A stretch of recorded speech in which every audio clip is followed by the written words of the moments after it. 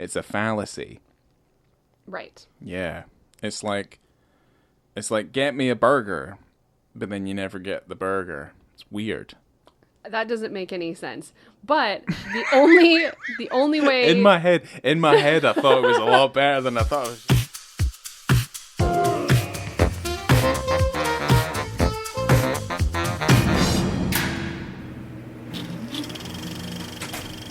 Hello there. Welcome to On the Beat, the podcast that uncovers full frontal male nudity in cinema. My name is Laura, and I am joined by my co-host, Ryan.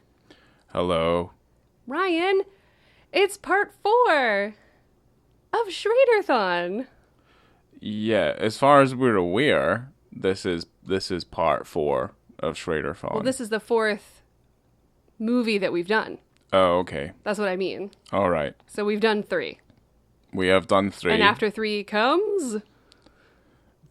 the card counter. The card counter. The 2021 drama, The Card Counter, obviously directed by Paul Schrader, the Shrades, my boy. Yes. We know all about Schrader. You've told us all about him. Yeah, I've already told you all about Paul Schrader, and if you don't know about Paul Schrader by now, then what are you doing with your life? How have you gotten to part 4 of the glory of Schrader-thon without learning so much? Yeah, I mean, as long as we batter our listeners over the head continually, then maybe they might be encouraged to check out part 1, 2, and 3 of Schrader-thon. I mean, I just assume that they have it playing constantly because they're all perfect. And so is Paul.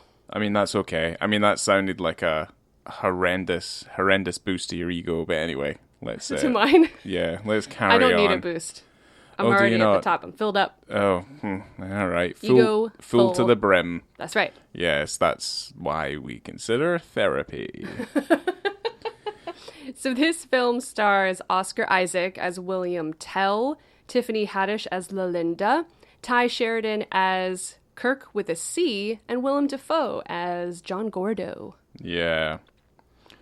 We saw this movie in the cinema when it came out. Yeah. I was so stoked. Mm-hmm. You know, I mean, obviously, you know why. I mean, to be fair, one is because it was directed by Paul Schrader, but your love of Paul Schrader was that was gestated effectively in 2021. Yes. But also 2021 marked the time when it felt considerably safer to potentially go and sit in a cinema with other people. Well, the last film I saw of Schrader's in the theater was obviously First Reformed, where I went with a friend, and I think we were 2 of maybe 2 people in the theater. There might not have been anyone else in there. So I knew I was probably pretty safe to go see The Card Counter with you. Yeah. How many people were in the theater? Maybe, well, actually, it was a pretty small theater that time. It was a small theater. There was actually probably like 6 other people in there. 2 groups, but the average age in there, even including us, was close to like 50. They were all, It was a weird thing because as we were watching the movie, it was choppy and it was getting out of sync. And no one wanted to get up, obviously, because no one wanted to miss anything, but it kept chopping and it was all fucked up. So basically, the hour and 40-minute film ended up being 2.5 hours because of the technical issues we had. But it was happening during the moment that had the most tension. The interrogation scene in between the hotel Kirk room. and Tell. Yes. It kept on cutting out halfway through the scene, and I think we saw the scene maybe 3 or 4 times. Yeah, they kept having to wind it back. Yeah. Oh my gosh. Well, what a nightmare. Well, we got free tickets, which we're still yet to use. Well, that's because we have that Regal pass, and the movie was essentially free in the first place. Yeah, that's also true. Yeah, we weren't particularly disappointed. Let me tell you the synopsis of this film, pulled from Letterboxd. Yes. Let me put on my voice. Ready? Okay. William Tell just wants to play cards.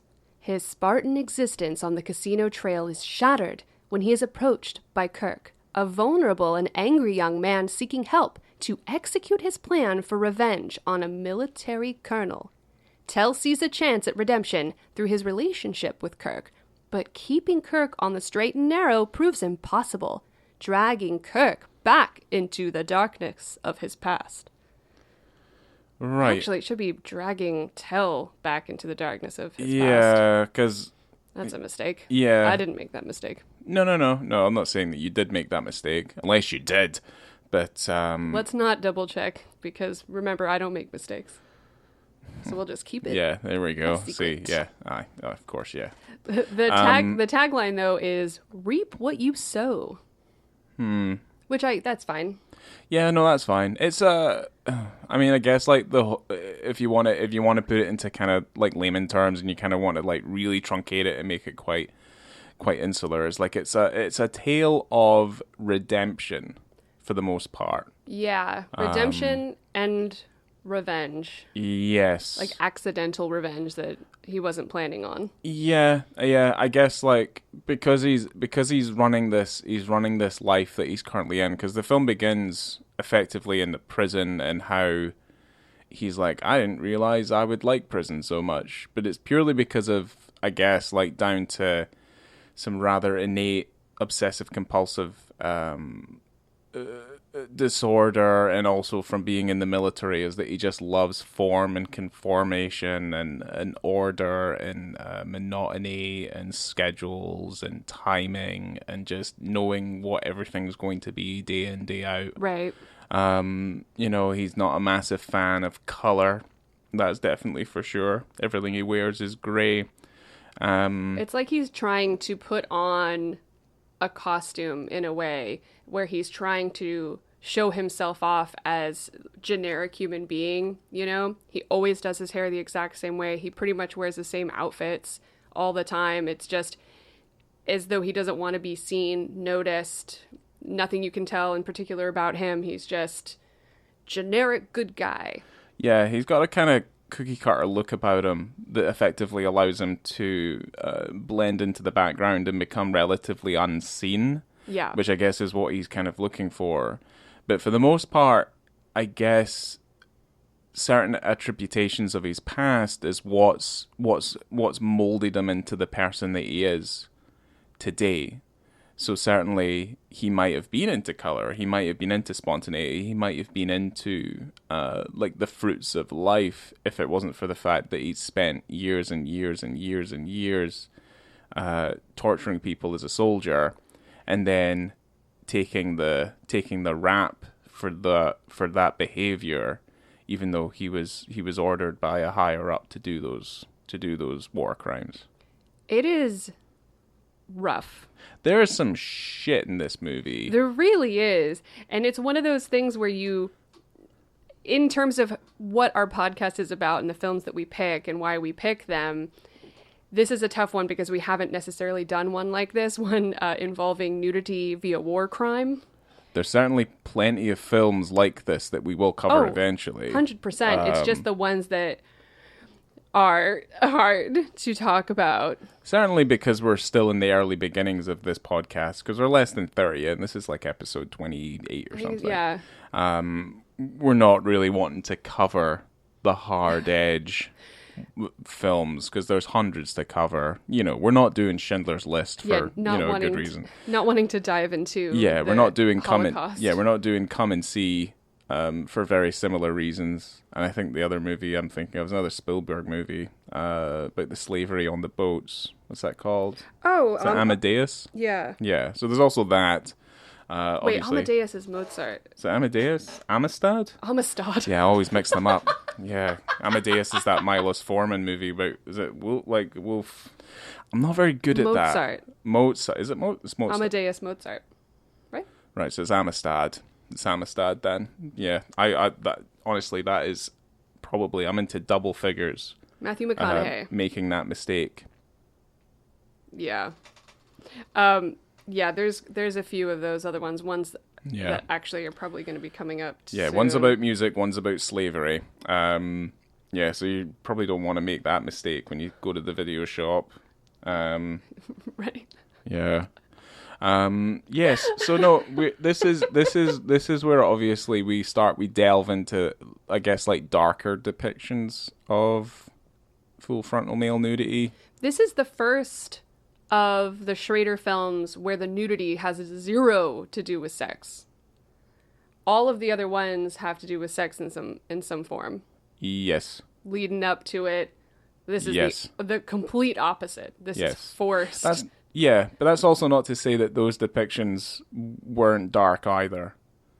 Because certainly the canyons, I don't find that to be particularly. It's not light and fruity. No, of course not. But it's none of his films are. But it's a lead up to a sexual act or the post of a sexual act. Yeah. American Gigolo is not in a sad context or a bad context. Canyons is rough. No, there's some rough stuff in Gigolo though as well. I mean, Cat People was after murder.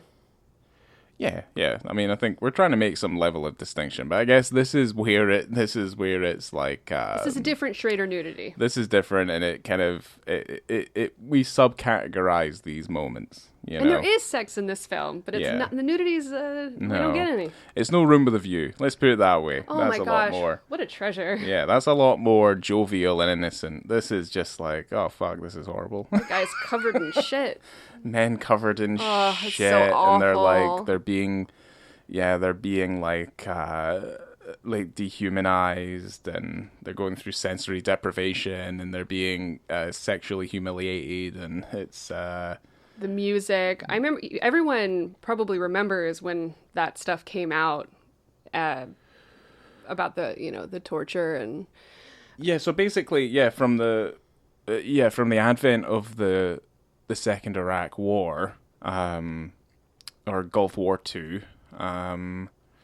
Obviously there was very real, true to life stuff that came out, and obviously with the advent of the internet and things, because there's highlights to Oscar Isaac's character in the movie where he has an obvious dislike of the internet because the way he gets imprisoned is because he's in photos committing these horrible things. And if anyone does remember, those photos were released quite a few years ago of soldiers basically defaming these prisoners of war. Yep, and just seemingly having a great time doing it. Yes, and the focus in this movie is in Abu Ghraib, where they had a prison there where they were torturing and interrogating. And obviously, I'm not particularly clued up in that stuff because it's fucking horrible. But yeah, this is referencing more towards that stuff. Yeah. So it's interesting because we have Ty Sheridan, who's in this movie, who plays Kirk with a C, and apparently Shia LaBeouf was meant to play that role, and he actually dropped off because there were scheduling conflicts. Okay. I think either way, either one of them would have worked. The thing is, I see with Ty Sheridan, I like Ty Sheridan, but I also get him mixed up with like a bunch of other folk, like Taron Egerton and Ezra Miller and that Barry Keoghan. And obviously, I don't want to put Barry Keoghan in the same box as like Ezra Miller, because I don't think Ezra Miller's actually any good anyway. I think he's a bit shit. Yeah, he's not in a good place. No, I think he's just not a very good actor. And Taron Egerton, I could be like, I don't think he's a bad actor, but we need to talk about Kevin. I don't think you've seen that yet, but he is really good in that movie. I mean, but it also kind of shows like how dark you can get, and then having it transferred into his real life. I didn't watch that movie because I didn't like Lynn Ramsey's other movie. Like We Were Really Here, that Wacky You Were Phoenix Never Really movie. Here? Yeah, I didn't really like that movie that much. Kevin's better. Okay, Kevin's better. Well, that's good. But he's good in that. I don't want to defend him and his personal choices in life, but you're right. He has a face that reminds me of a lot of different faces as well. Yeah, there ends up being this kind of like blending of that particular group of individuals where I'm just kind of like, they feel like they're doing the same thing. Although Ty Sheridan, at least like he was in Joe. Yeah, Nicolas Cage actually recommended to Schrader that Ty Sheridan play this role. Yeah, because they were both in Joe. Mm-hmm. Yeah, that movie's real good. But yeah, no, I think in everything he's kind of been in, I've always enjoyed his presence in it. Well, he played young Cyclops too. So he and Oscar Isaac, of course, because that's the defining thing. Yeah. Right, okay. In young Cyclops, the second worst X-Men movie ever made. Yeah. After That's Dark like, Phoenix. yeah, I mean, that's like, There's a lot of good X-Men movies. no, there's not. Yes, there is. There's only one. First Class is really good. Days of Future Past is awesome. And it's then a you have the better first movie. regular X-Men movie with Patrick Stewart. Awesome. X-Men 2 is awesome. And X-Men 3, when you look back on it, Yeah. has the same kind of feeling like Spider-Man 3, where after a little bit of rumination, it's not so bad. Let's just talk about this movie because X-Men sucks. I don't appreciate this at all. Yeah.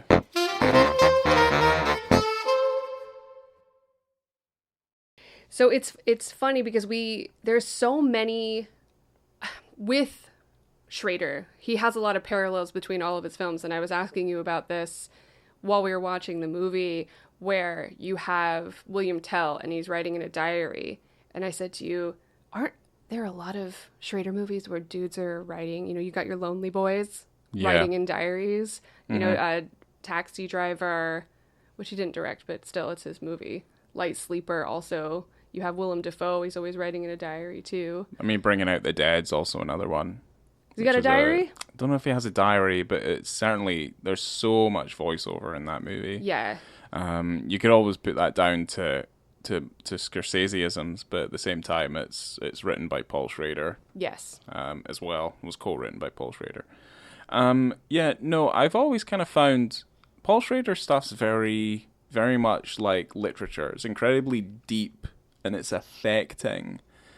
And also, because of the mechanics and the conventions of cinema, it's very difficult to show what a character is genuinely thinking and getting across their thought process, which is why obviously we have voiceover. Yeah. So he always kind of seems to use a diary or the diary idea to allow the characters to vocalize what their internal thought process is.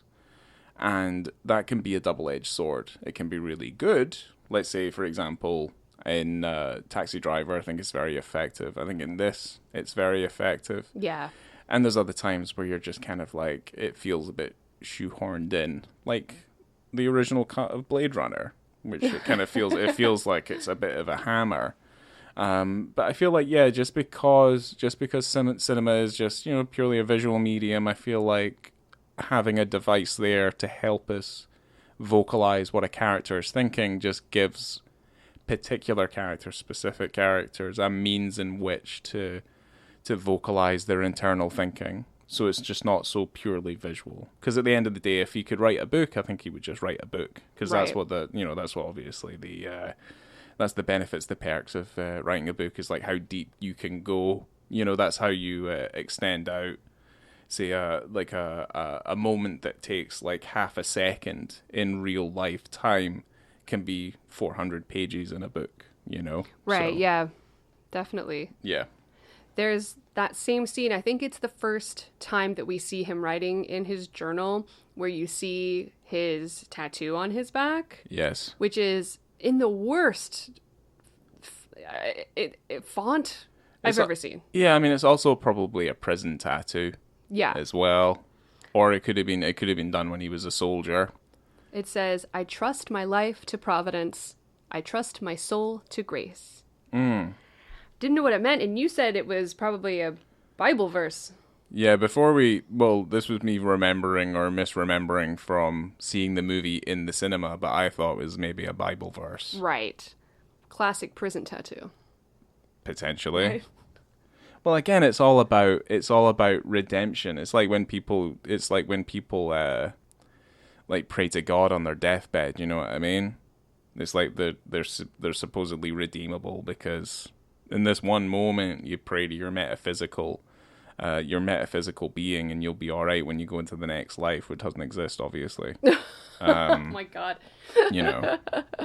Well, I was doing some research on it, and it's a reference to another Schrader film starring Willem Dafoe, Light Sleeper, that I just talked about, where the opening sequence of the film, the main character is walking around New York, and the song "World on Fire" by Michael Biehn is being played, and that tattoo is from lyrics from that song. Okay. And also it's interesting because the composer for the card counter is Michael Bihn's son, who's Robert Bean, and he's actually the singer for Black Rebel Motorcycle Club. Right, okay. So the guy That's who interesting. wrote the song's son composed the music for this film. Right. Where That's the not tattoo Michael comes from. Bean as in... No, not Michael Bain. Not Michael Bain. Been. Got you. It's not Hex. No. Right, okay. So there's a lot of parallels to Light Sleeper, I think, more than any of his other films. This particular one. Okay. I mean, I would refer to, like, the Card Counter, and obviously previously he'd made First Reformed. There's a couple other movies as well before obviously we get to Canyons, the disruptive and obviously cataclysmic Canyons movie. But this is this is kind of like the next stage of Schrader. You know what I mean? He's definitely having a resurgence right now, and I think there's a level of consistency in his stuff that's like, I mean, he's had two good movies in a row now. Yeah, which is nice, and they've got a nice kind of polished production look about them. Yes. Which you'd never be like, holy fuck, like this is the same guy that made the Canyons. Because they both look both movies. I mean, First Reforms especially, I think, is a fantastic movie. But the Canyons dragged so that First Reformed and Card Counter could run. Okay, that's fine. I mean, needed a Canyons. Yeah. I mean, he's just holding his head above water, but he's using the Canyons as the Canyons as corpse as the stepping stone to keep him from the surface of the water, which I'm perfectly fine with. I'm going to continue to be a Canyons apologist. I love it. Yeah, whatever. Yeah. It's like the same with In the Cut, even though it's terrible. I don't know. Yeah. You're all liars. That's all I'm saying. You're all liars. Do you remember that guy, that Ukrainian guy in the movie? Mr. USA. USA?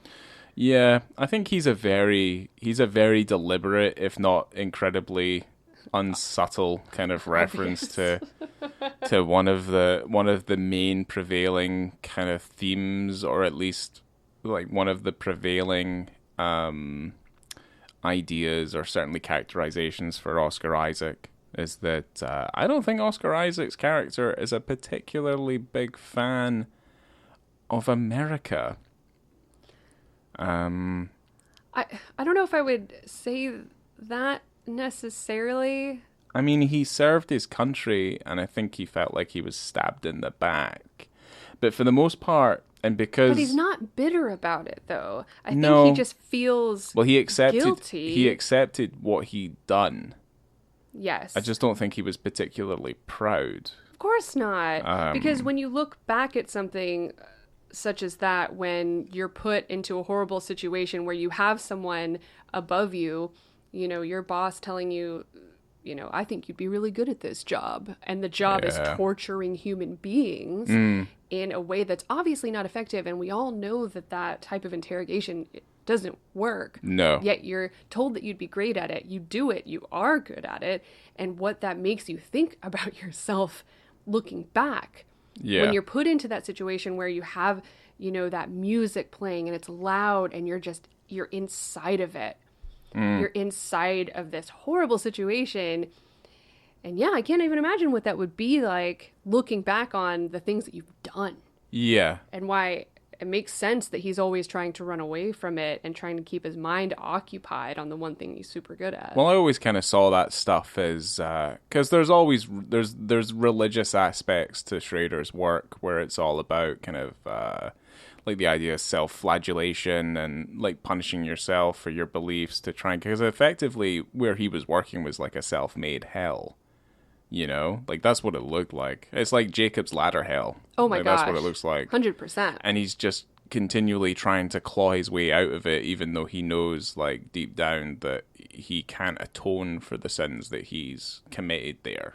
No.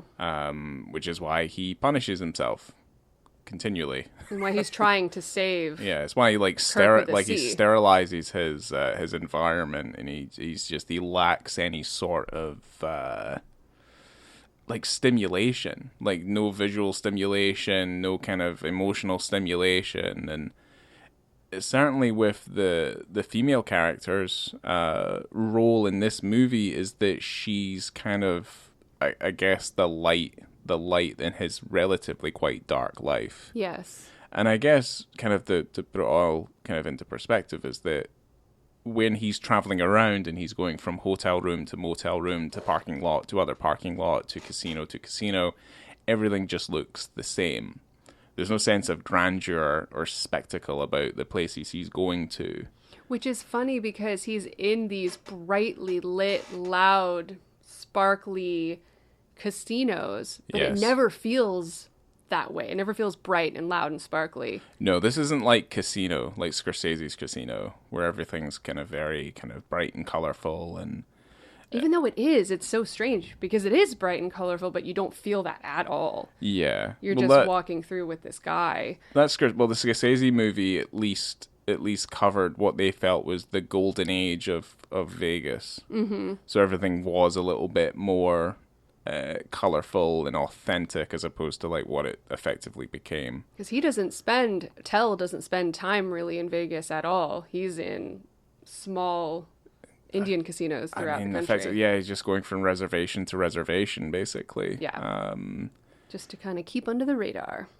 Pretty much, and he's Modest winning. goals, Yeah, he's like winning he less says. than $1,000 and every day he's there, and he doesn't overstay his welcome, and Just enough to get him through to the next place. pretty much. It's it's pretty sad, and it's pretty kind of sterile, and it's just very.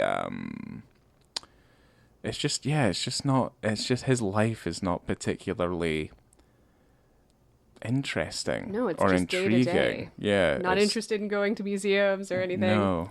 You know what I found fascinating is the reasoning for Tell to wrap up his furniture in the hotel rooms apparently harkens back to Cat People. Right. So the production designer for Cat People, Ferdinando Scarfiati. So he was a production designer, and Schrader said that when they were in New Orleans, he went up to the production designer's room to just ask him about something, and all of his furniture was wrapped up in sheets. And he goes, "Nando, why is everything wrapped up?" And he said, "I have to live here." That's all he said. He's just, "I have to live here." So I guess he was just more about aesthetics. And he said he couldn't stand the idea of living in an ugly hotel. So he just wrapped everything up in sheets. Okay. And that was Schrader kind of thinking back to that and going, well, this is a way for Tell to kind of purify his private space. Yeah. Was just from what he saw in real life years ago. Yeah. So weird. It's strange. I mean, I guess, there's... It also reminds you of when, in a sort of Dexter type of way, before we murder somebody, putting the plastic sheets over everything, to just keep it clean. And so it's an easy cleanup, too. So, I mean, especially at the end of the film. Yeah. Well, that I always kind of hearken to that. There's a moment in one of the episodes, a Cracker, where I think a woman's invited back to a man's house. And he's like, "Yeah, come with me." And they open up like a door, I've always thought it was like probably the most nightmarish moment anyone could have in their life. But just open the door, and all the walls are just covered in like sheet plastic, and it's just black bin bags, and it's just like, all right, well, I'm gonna die now. Yeah, This is it. if I walked into someone's hotel room and everything was covered up in sheets, I would definitely think I'm dying. Absolutely. Yeah. Yeah, I would just accept it because you got to go some way, somehow, at some point in your life. So He even has Kirk go into his hotel room when he's trying to convince him, because, Kirk's journey or his motivation is to kill Gordo, Willem Dafoe, for what he blames him for his father killing himself.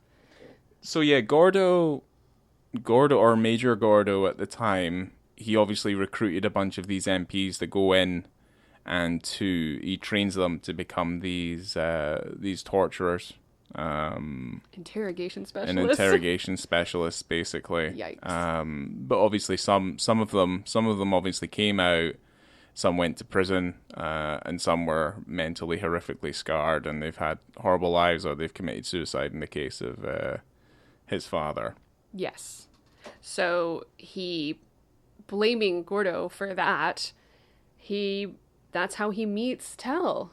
He goes, I need help to murder this guy, which the whole time in this film, Tell is trying to get him off this path, have him go back to school, have him talk to his mom again, and kind of put him back on the right path. At least the path that he didn't go down, unfortunately. Mm-hmm. So he ends up in this interrogation scene, which is horrific. The one we were talking about where the screen kept cutting out the cinema, where Tell sits him down in his creepy hotel room and says, I'm going to give you $150,000 to do the right thing. Yeah, because he like opens up a bag and it's got like rubber gloves and hammers and all sorts of stuff in it. Super weird, and it makes me wonder, does he carry that around with him, or did he pick it up as a prop? He always carries it around with him. Why would he carry that around with him if he's trying to shed his past and forget what happened? I think it's because he just can't let go. It's weird. It's like it's an intrinsic part of him now. It is weird. And you never know. You never know when you're going to have to break someone's fingers with a hammer. So, it's always be prepared. It's always good to know. Yeah. Or like when you have to burn someone's forehead with a fucking lit cigarette. I don't know how that works. Oh, it's so awful. But well, he's a troubled man who's just had the life sucked out of him, and he's just kind of an automaton now, I liked that scene though. I thought it was pretty good. Yeah, it was great. It was terrible in the cinema. Watching it on the TV, we finally got to watch it all the way through without interruption, and it was it's pretty good. He snaps on those blue rubber gloves and then pushes Kirk onto the bed, and you kind of think, where is this gonna go? Yeah, it didn't go where you thought it was going to go. It would have been pretty cool. You perv. I know. Yeah. This is not a proposal that you can afford to reject, he says. Yeah. Do you want to talk about the dick scenes? Do you want to just get it out of the way? Because it's rough. I mean, we've already covered a bit of it, but I feel like we need to give it its due chat. Yeah. There's two, and these are in the... One of them's basically a memory dream. And then the other one is just a memory. Yeah. So I guess the main thing, like the memories are shown through this warped lens. And I think anyone who's ever shot anything on like one of those 360 cameras that's like, you're obviously seeing a 360 degree view in front of the lens. But this is kind of like a 180 view, and it kind of warps in towards the middle. So everyone kind of walks kind of like funky, like when you see it kind of happening, but you're basically, you see everything. So I guess it's meant to illustrate like someone walking through, and it's their eyesight effectively, and you're seeing everything in their periphery as well. That's what I kind of saw it being as. But I think this first moment, when we first see Abu Ghraib, it is a dream because he's actively asleep. Yes. And it's just it's a tracking shot through the prison. Yeah, as if he's just walking through. Yes. It's really intense to watch. It's super loud. It's hard to watch too. It's very trippy and very awkward to watch. If they did it for any longer than they did in the film, I would have gotten sick. Yeah, I guess it's kind of also helped. There's like a lot of tracks by Toxic Shock in this movie, a band relatively unknown, or at least seem to be relatively unknown. There's a few of their tracks in this movie, but whatever song they picked, I think it's like Sludge Master or something for this song. Yeah. It's just basically like hardcore fucking punk metal just like blasting out over the course of this prison, and it just really characterizes this fucking place. The hectic violence of this place. Pretty much, like the consistent sense of dread and violence that's just like permeating the entire place, and like the walls are like slightly brown yellow. Some of the, obviously some of the people are covered in their own shit. Yeah, you just see people kind of lined up against the wall. You have soldiers actively torturing people as you're walking through. Yeah. People tied up with bags over their heads. Yeah. It's horrific. And so during this scene, you see someone getting actively tortured, standing in the middle of one of the hallways, who's completely naked. Looks like they're just covered in feces and yes. dirt and just horrible. Yeah. And that there's a few of those, quite a few. There's not a lot of full frontal, just the one person, but a lot of people are naked. Yeah. It must have, I don't know. Well, we see it from far away, and it's one of the female soldiers, and she's got like a nightstick, and she's just beating the fuck out of him. Yeah. Effectively. My God. Also, obviously not to distract from that particular moment, but obviously there's a man running around covered in his own shit. Yes. Who's in the foreground when that does happen. Being chased by someone, probably. Very kind of like, it's hard, like, we can't make it, like, there's no funny way of putting it. It's just kind of like, yeah, here it is, and this is fucking horrendous. Yeah, it's very visceral, and it's very upsetting to watch, and of course, the way that I get through things that are uncomfortable is I like to laugh.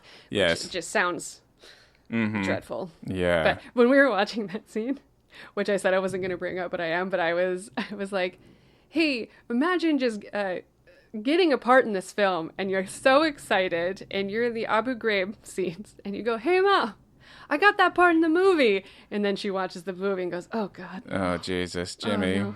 Oh, Jimmy, man. God, why did you have to accept that bit in the movie, Jimmy? Oh, dear. It's directed by Paul Schrader. It's like, okay. Yeah. Jimmy. Yeah. Then that's a 21 minutes and 50 seconds, and then there's a part 55 minutes and 50 seconds in where it's kind of the so basically it's the VHS quality, as though it's the actual footage from the war is what it looks like. Yeah. So I would say it's like a mix of, right, so there's a mix of stock footage in there. There's news footage, but there's these enacted moments where he's describing the torture techniques that they were put through to learn of these torture techniques, to basically like train American soldiers if they're ever caught by the, let's say, the enemy, right, that they would be able to withstand these techniques. And I guess like they go into relatively great amount of detail about all these certain things, position they would be in, and then obviously the sexual humiliation aspect of it, where there's a guy in a chair who stood up and they pulled down his pants. Yes. And we see everything. And we know it's enacted because the next shot that follows it is in slow motion. So there's definitely no way that they've... You can't slow it down in post? Yeah, it's proper slow motion, though. Oh, okay. Yeah, so, you can tell. You can tell it's been overcranked. It's definitely slow motion. And also, it looks better than the stuff that comes afterwards, which is obviously actual news footage. So yeah, in terms of that visibility and context, it is a rough one. Yeah, and I guess because it's one of the primary concerns of the main character, that's why it's all sort of there. So indeed. Yeah. Yeah, it's tough stuff. It's a sad day for me when I get to see a dick in a film and then I go, oh no. Yeah, you're just like, oh well. Oh okay. dear. Oh, Paul. Oh, Paul. Paul, why'd you do it to us, Paul? Paul, thank you for, keeping it real, but good God. Yeah. Gotta talk about it now. But yeah, that's the dick scenes. Yeah, it's the dick scenes. You get a film with two, and then they're both horrible. They're pretty horrific. Yeah, they're pretty horrific. But you can appreciate the fact that someone tells it like it is. You have this situation. You're pulling from a real life story, a real life situation of things that happen to real people, some fucked up, horrible things.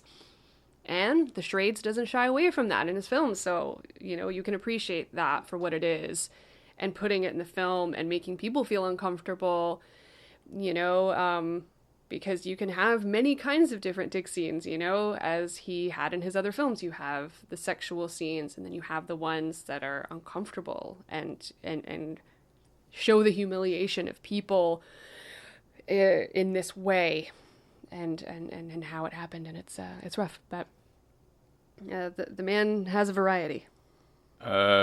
Yeah, I mean, I guess if that's the way you want to Unfortunately. look at it, yeah, I mean, if you want to spin the negative into a positive and be like, this is varied. In the way that you aren't going to cut away from something like that when you're showing a truly horrific situation.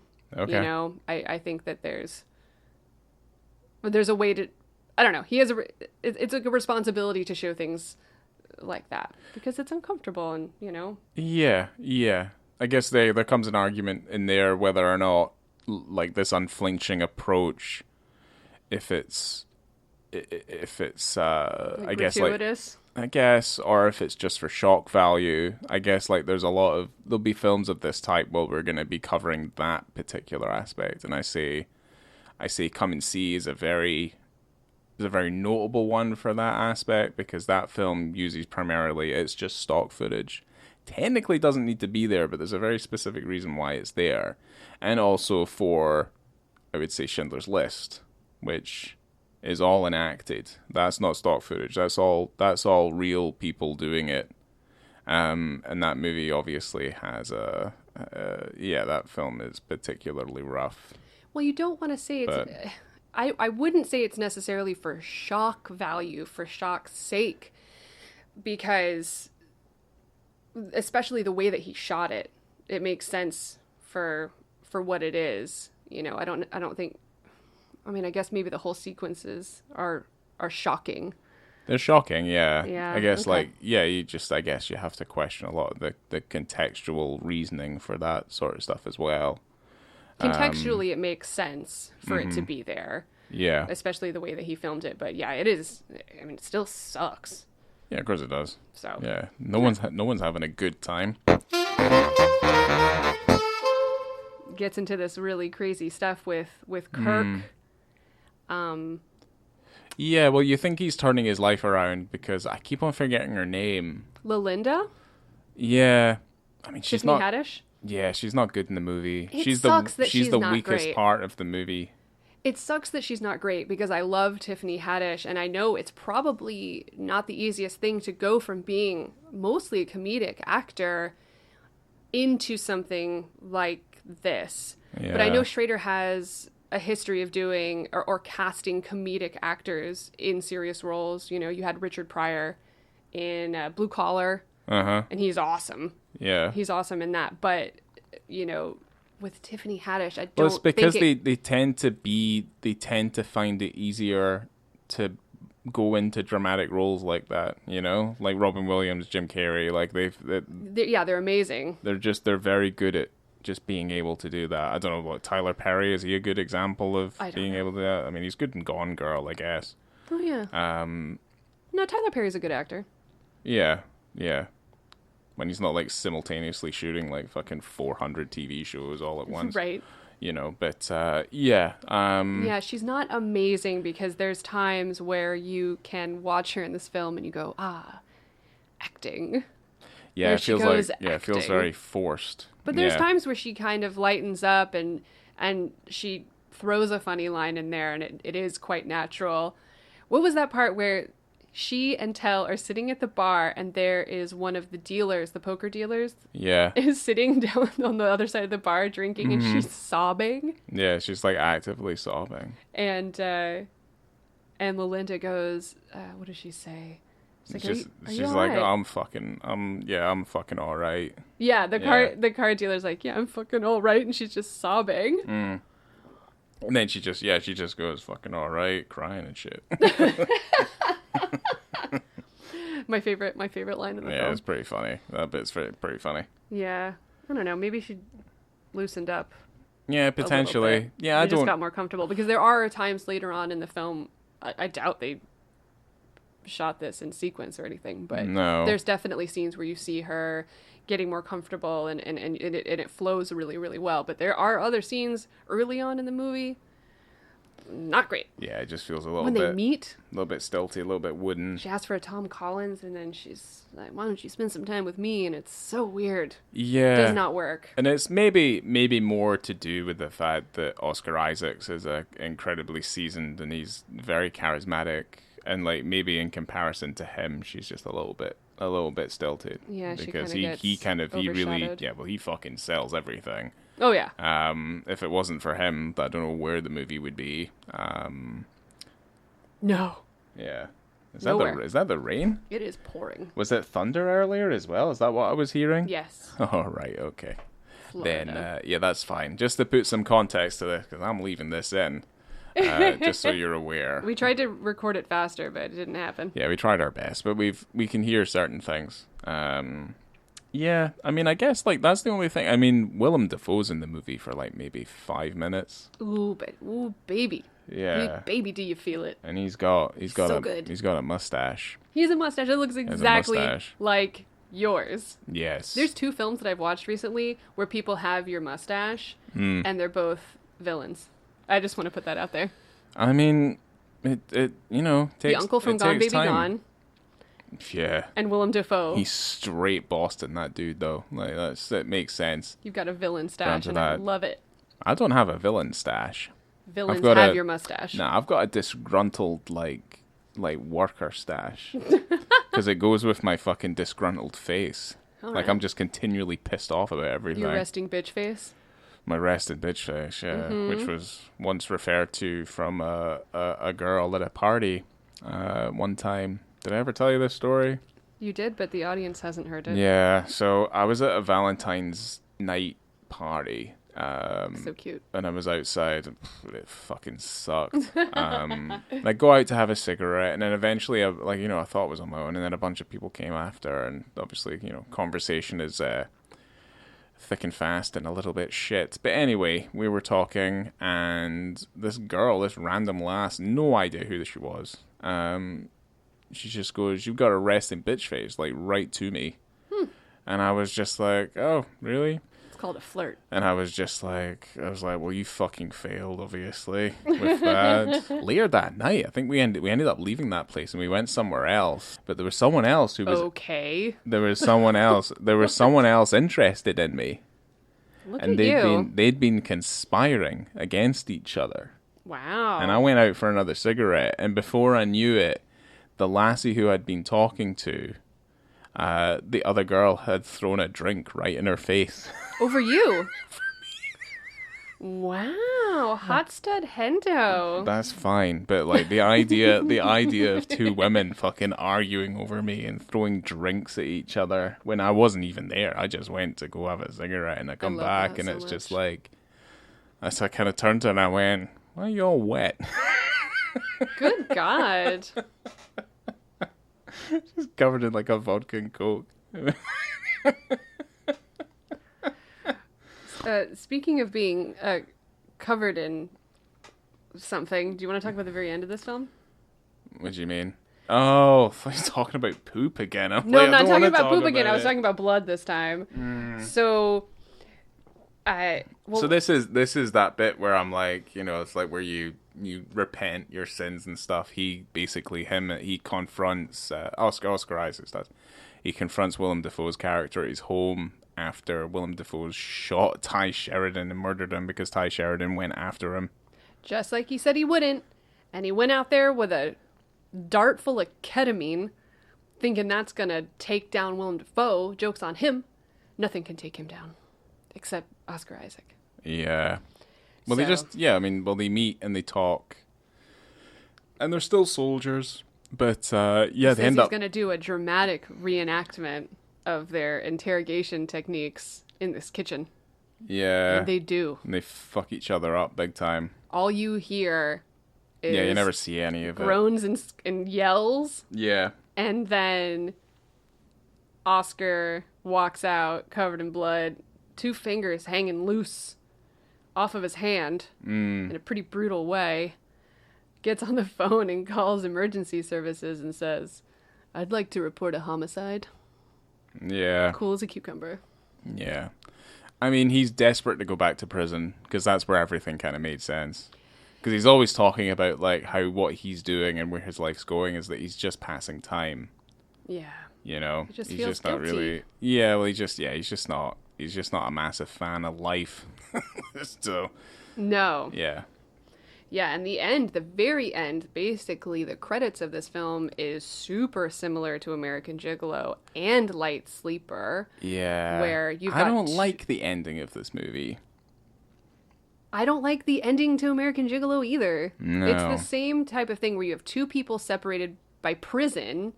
It's as though they're Like kind perspex. of returning to, well, especially in this film, he's returning to his cage, you know?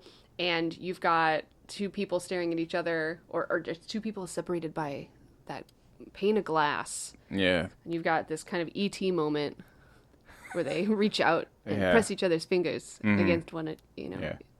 against the glass. And they hold it for the entire length of the credits. I just Yeah. see Paul going, hold it there, guys. Hold your fingers there. And she's got those ridiculous nails as well. Where she can't just put her fingers straight to the glass. She has to No. bend it straight She up. has to bend it straight up And so it he's just a- looks like this. Yeah, it's at a horrible right angle Yeah. because she's got those like 6-inch nails, and they're Yeah. just like it just looks a They little hold silly. it for the whole credits. Fingers. Yeah, aye. Love, baby. See, the life they could have had together if Ty Sheridan hadn't have fucked it up. Maybe they would have had a couple months. Maybe they would have had years. I mean, to be fair, Willem Dafoe says it in the movie where they're all responsible for their own actions. Absolutely. Like, Oscar didn't have to murder Willem Dafoe. Well, he knows that. He didn't have to. No, because he was living just a fine existence, town to town, casino I mean, to he casino. wasn't living a fine existence. Like his vocalization of some of the things that was going around in his head, he was fucking troubled. Oh, well, yeah, but I Yeah. mean, he was surviving. I mean, that's He fine. wasn't hurting anybody. But that's the thing. Like, what's the point in life though if you're just barely surviving? You never know. See, here's me being the positive one saying, oh, things, might have gone really well between Linda and Tell. You never know. And then Yeah. Here seems you like, are. Yeah, it seems like fire in a jar. Like it would just get extinguished relatively quickly. He would get potentially, bored. Yeah. just because of how he is. But, Yeah, 'cause but her- I don't know. her- It yeah. persists. She went and saw him in prison and they touched fingers, in glass together. Yeah, they had that There's a lovely love memory of between them. being in that light exhibit thing. That Although was I nice. always, yeah, I mean, those things are fine. I mean, we've seen a few of them in our time. Yeah. They're a little bit light tiresome. gardens? Yeah, light gardens. A little bit tiresome after a while. Well, she was showing him what life could be. Do something different. Great. Mix it up. Yeah. The last couple things I wanted to bring up before we are finished is that this was obviously filmed during our ongoing COVID situation. So production was halted 5 days before, like they had 5 days of shooting left. And they had a really big scene. There was 500 extras. Yeah, it's kind of crazy. Yeah, one extra that flew in from LA tested positive. So they had to shut down, and they shut down from March until July. And so Schrader, obviously never shying away from how he feels and making sure everyone knows how he feels, wrote on his Facebook, Yeah, proprietor of controversy, old Shrades. I love him.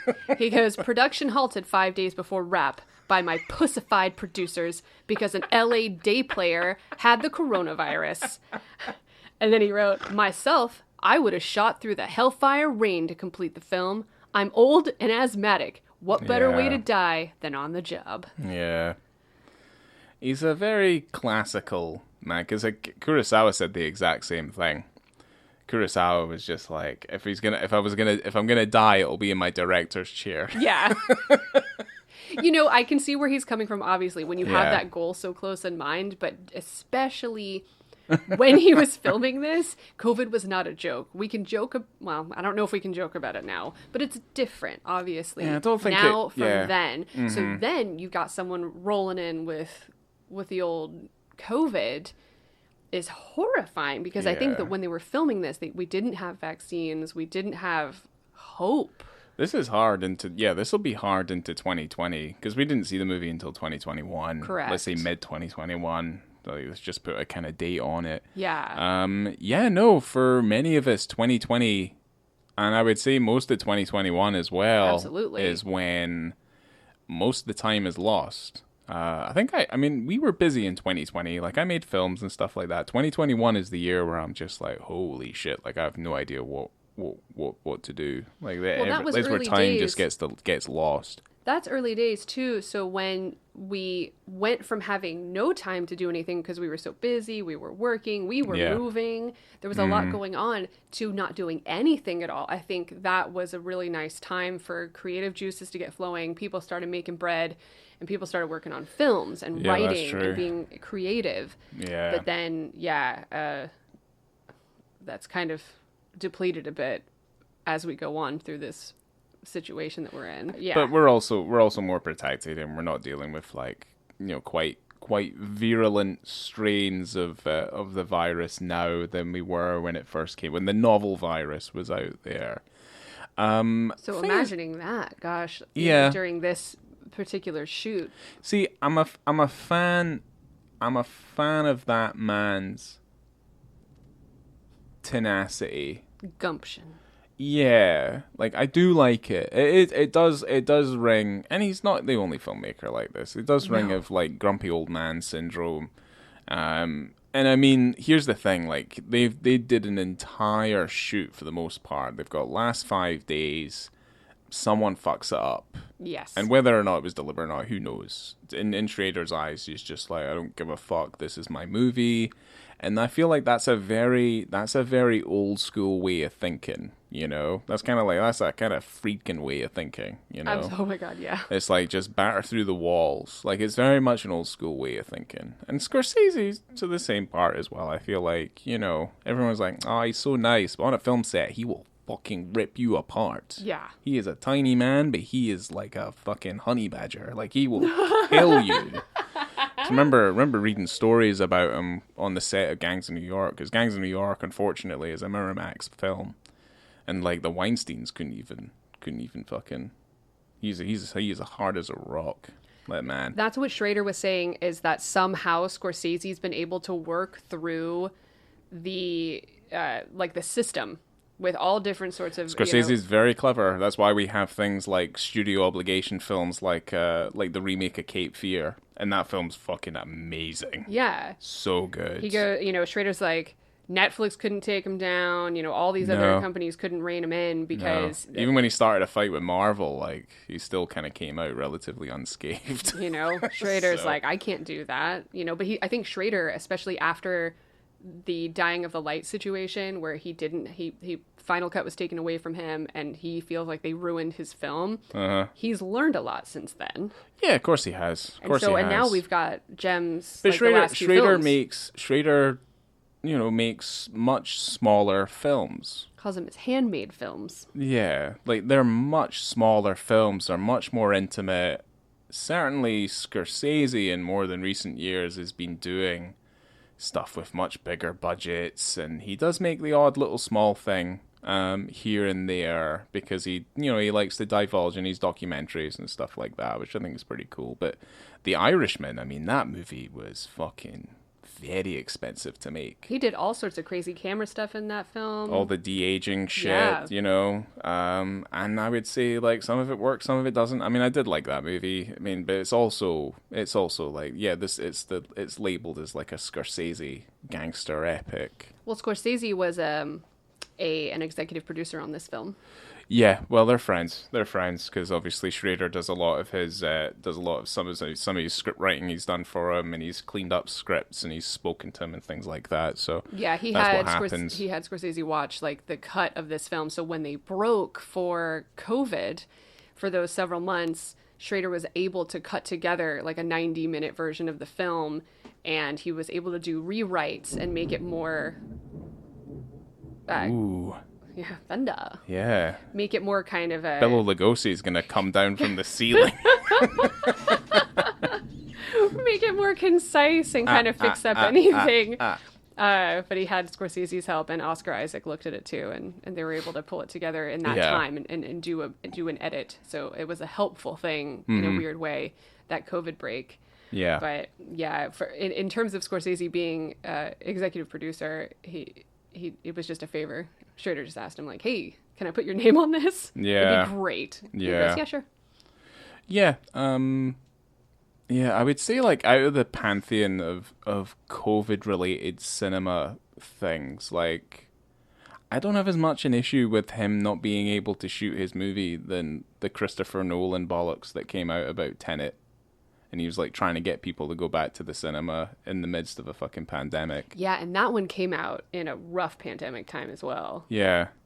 So... And it was also shit. Oh, it was so bad. Yeah, Tenet's also crap. Ugh. And I'm not going to hear it from all you fucking Nolan fanboys either, who are like, I'm not smart enough to understand what it's like. The only thing I liked about that movie is when he fucking killed Kenneth Branagh and he tossed his fucking rubbery body off the side of the boat.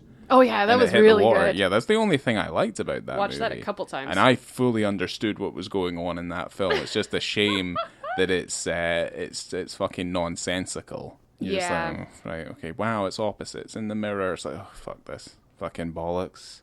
I'm glad we watched it on streaming, on a tiny TV. It wasn't an IMAX, the way it was meant to be seen, for whatever fucking reason. The only other thing I have to say is, we were talking about how Schrader kind of makes his handmade films close, intimate, smaller films on a smaller budget. He also does them in a smaller amount of time. He was saying that the films that he used to make in 40 days, he now makes in 20 days. This film was shot in 20 days total. I know, gosh. I know. To wrap this up, it's getting tricky Someone's out there. tapping at the window. Fucking Nosferatu shit. And each of the scenes was done in 1 to 2 shots. Boom, done. Just due to their time constraints and their budget. So yeah, but I like that. That's something I've adopted as well. It's like if you can tell the scene in one shot and just develop that shot just in its entirety. I think that's the best way to go. it's a Friedkin thing too. Yeah, just don't take your time with it. Yeah, don't Fincher it. Don't be like, Yeah. I need to do this one scene. It's like, and I love David Fincher. Don't get me wrong. He's like he's probably my favorite. That's your favorite boy. He's my favorite boy. Mm-hmm. He always is going to be my favorite boy. I can't wait to do my favorite boy on this Fincher-thon? podcast. Yeah, Fincher-thon or Fincher madness. Fincher-esque. Either way. Fincher fanatics. Yeah, Fincher fanatics. I feel like both school of like rules or school of thoughts like work that way. Boris Karloff's at the window now. Just threw that little girl into the lake, and now he's over here. Yeah, Schrader's got some good stuff coming down, so I'm pretty excited. Is there anything else you wanted to bring up before we get hit by lightning? No. And if we do get hit by lightning, it just meant it was our time. Wow. So, when it comes to ratings, I'll go first. This is tough. So, for the film itself, I'm just going to give it 4. Okay. Well, I gave it 4.5. I upped it a little bit. You upped it. Yeah, I liked Okay. it. I like it a lot because Yeah, I it's do. so I fucking relentlessly dark and grim. Yeah. Okay. Yeah. 4.5. Yeah, you don't have to explain any more of it. That's my explanation. Movie. Yeah. It's a good movie. That's what I think. And for visibility and context, it's hard. I'm really interested to see what you say to this because I'm going to wait. Oh. God. So bad. It's kind of fucked up. So you've got a visibility of 5. It's very obvious because on screen, it is in your face, it is there, and it's horrible. And it's sometimes in slow-mo. Yeah. Context is a straight 0 because that's a horrible context. Oh, hold on. Okay. What do you got to say? Well, the thing is like, if you take the context at face value, I mean, the context is accurate for what it's depicting, isn't it? Okay. Because you can't, like, that's the argument there. Just because you don't like the context and the way it's shown doesn't mean that it's a low rating. It's because it's actually showing it in the form in which it's describing it and, like, the detail in which it's going into. Okay. Because the scene, at least the scene where it's the enacting of the Americans being tortured and put through the techniques in order to withstand interrogation, is also anchored by the voiceover that Oscar Isaacs gives from his diary and refers to the bit that we're talking about as sexual humiliation. Right. So, to me, I'm like, oh, they just straight up showed it. They didn't just show it as a mid-shot and you just see some pants come down really quickly before you see anything. It just shows you everything. Like, there's no messing around with it. Like, it Okay. just shows you everything. So the You're right. context in itself would probably be higher than a 0, even though, let's be honest, it's not very nice. But at the same time, it's anchored with a level of context because it's it's pertaining to the actual telling of that particular aspect of the story. So the context would be quite high, I would feel. You're not wrong. Yes. You're not wrong. Okay. No. I'm taking it all in. You're taking your own emotion. And now, My subjective... here's the thing. I need to put this out on Front Street. It's not that I agree with it. I'm not like, well, I love that. That's great. You know, any which way, every which way but loose, you know what I mean? Like, it's all over. Well, gosh, I mean, but if you're going to say it in that way, and if you're going to explain it in that way, I feel like all context would be quite high in a weird way. Yeah, but there's other times where we take the context, and then I also bring into the argument, I'm like, do we need to see this? Like, right? Do we need to see this in this particular moment? Is it purely for the gratification factor, or does it actually help to tell the story? In this case, it does help to tell the story. In other instances that we've covered in the film, let's say Sideways, it was definitely a comedy dick, you know, Absolutely. and it makes sense. Context is fantastic. But then there's other moments where you barely see it, like in Color of Night. You just see the Willis Willie just like bobbing up a little bit. Yep. It's only because it's just an editing decision. We don't need to see it. We understand what's happening there. We don't need to see it, and that's why it's not particularly clear.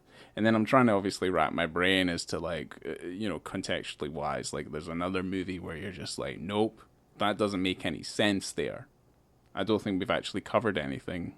No. In that respect, where the context has been particularly low. It's just so that there's a different understanding as to like why these things are shown and the way they're shown. Just because we don't like the content and the tone and the thematic concerns of like why it's happening, contextually that shouldn't bring it down in that rating, I feel. Okay. I just, when I think about it, and when I think about, because I'm thinking about context, the context is rough. The context is upsetting. Yeah, but does it help to make it more rough, is what I'm saying. Well, it does help the story. Yeah. So, but I feel like that's a different word, Okay. Maybe not usability, but more,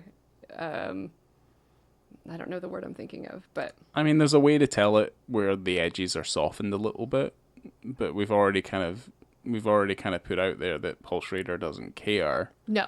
And he's relatively unflinching. It makes sense for the film. We've already talked about that, and it does help, tell the story and visualize the situation. So, in terms of that, obviously... It's good. I don't even know what to give it. I'm just going to give it a 3. Yeah. I'm going to give it a 3. Yeah, I mean, I'll go straight down the middle and say 2.5 just so I don't look like a monster. But at the same time, I feel like that's like where my argument is going. I think I'm happy with my original rating because, and you can give it a 1 if you want that to be the bottom. That's totally fine. Yeah, it can't be 0. But the way that I look at context typically is... It's horrible. You know what I mean? So it's not in a good context. It's not in a and I want to separate that from whether it makes sense in the film and whether or not it adds to the film.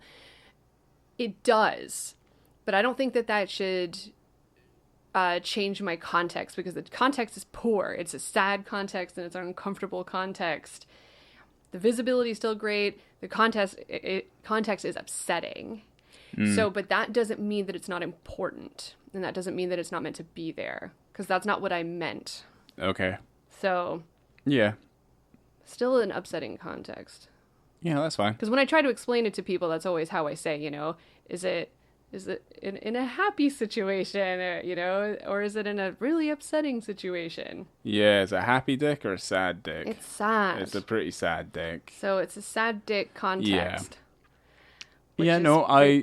So that's what I mean. Yeah, no, I get what you mean. But I also get what you mean because it is, it isn't... Yeah, I probably veered off a little bit in there towards the end. But I certainly liked your rant because it makes sense.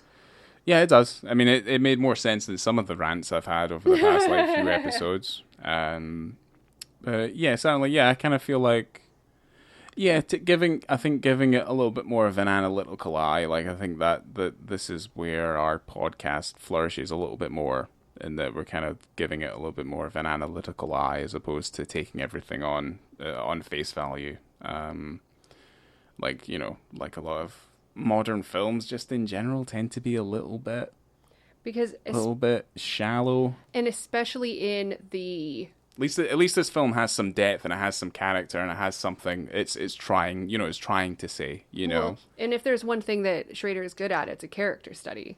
That's his bread and butter. Yeah, that's the bread and butter of your Paul Schrader. Because especially nowadays, when you have those stupid articles coming out saying it's the golden age of dicks in cinema, yeah, it's still, and if you've listened to the Pam and Tommy episode, you'll know how I feel about the prosthetic boom that we're having right now. Silly willies just being carted around.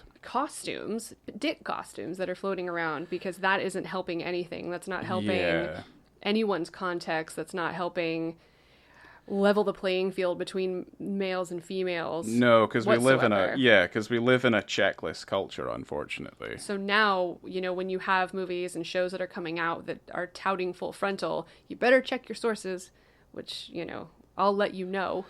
Yeah. Because oftentimes we're dealing with a costume, and that doesn't make sense. Yeah. Well, I feel like honestly it does come down a fair amount to how can we shoehorn this particular thing that seems to be big in the media, or will at least get us some level of coverage. Like, how do we do that? At least with Pam and Tommy. Oh, jeez.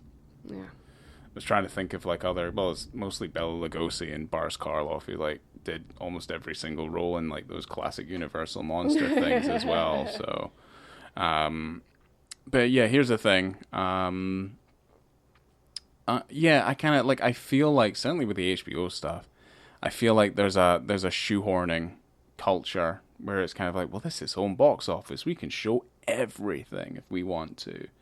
And it's always kind of been that way. And certainly now that it's getting a lot more coverage in the media, I feel like that's the main pool. And then that's when this argument of context and whether or not certain things should be existing or should be happening, that's when I start to question it a little bit more. Absolutely. And you're absolutely right. It's about a checklist, we're not going to be popular, yes, and we're not going to get any coverage. Specifically. Okay. Well, I'm going to wrap this up, and I want to... Oh, one thing I wanted to ask you. Oh, fuck. I'm so sorry. Would you recommend this film? Yeah, it's worth watching. It's really good, and as of the recording, it is streaming on HBO Max. Yeah. So... Because the thing is, I like when stuff like this comes out, because I don't know about anybody else, but I'm kind of tired with the Marvel stuff. All that big box office blockbuster fucking bullshit. So when stuff like this comes out, this and Red Rocket came out the same year as well, and a bunch of tiny little movies. They're the things I like going to see. It makes you remember that there are good films coming out, and there's good films being made, and it makes such a sad thing to say as well. Hopeful. Yeah, for the future. Yeah, it just makes you sound like it makes you sound like, that Marvel stuff? Well, here's your character dramas. These are better. Yeah. Yeah, they are. Yeah. I also would recommend this film because it is Schrader. Schrader-thon, my boy Shrades. Mm-hmm. He does good stuff. Some stuff he's is not so great, but most of it, you can find some lovely things within any of his films, and this one is great throughout. So I'd 100% recommend it. I really like this movie. Yeah, everyone likes to watch Oscar Isaac. He's on a roll.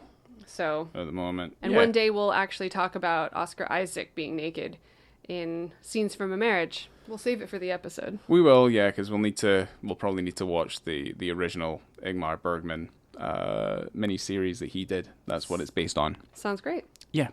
No, it's good. I mean, it's Ingmar Bergman, so it's gonna be sad as fuck. But I mean, it's Yeah. it's gonna be what it's gonna be. So. Coming to you from the World Series of Poker tournament, I have been Laura with an L.